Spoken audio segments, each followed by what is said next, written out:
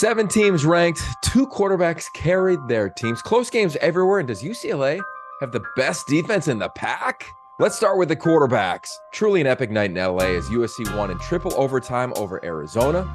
Caleb Williams may not have had the ridiculous passing stats we've come to get comfortable with, but he carried his team. Every time USC needed to play, he made it. And regarding Arizona, can we just give them some credit? All 3 losses this year have been by a total of 16 points. They're legit and should be talked about that way. Sure, Sanders and his Buffs did not have the efficiency he has traditionally had in the passing game versus Arizona State, but when they needed to play, he made it, completing a 43-yard pass to set up the game-winning field goal. The Beavs and the Pac-12 Offensive Player of the Week, DJ Uiagalelei, looked the part. He threw 5 touchdown passes, completed 76% of his passes. And Chip Kelly's team was dominant on defense versus Washington State at home. Defensive Player of the Week, Laiatu Latu, was truly a game record.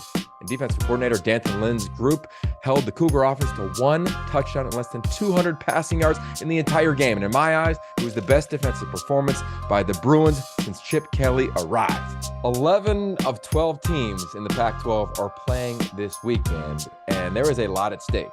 Who will win? I think will be decided in the trenches. Let's start on Friday night. Stanford, coming off a bye week, goes to Boulder. And yes, we always love watching Shedeur Sanders, but watch his offensive line against a very aggressive Stanford defensive front.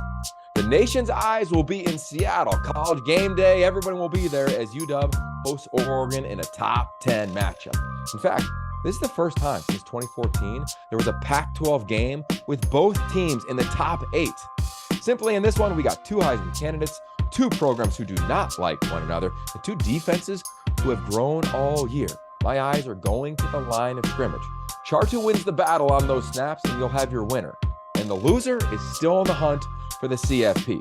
How about USC going to Notre Dame in a huge game? SC coming off this wild win, Notre Dame coming off a brutal loss, and the stage is set for one of the most classic games in our sport. UCLA visits Corvallis in a massive game in this league because there are title implications. Loser is on the outside looking in. Watch the UCLA front 7 and Laiatu Latu versus the offensive line and Damian Martinez of the Beavs. I'll be in Pullman for homecoming as Arizona visits Washington State.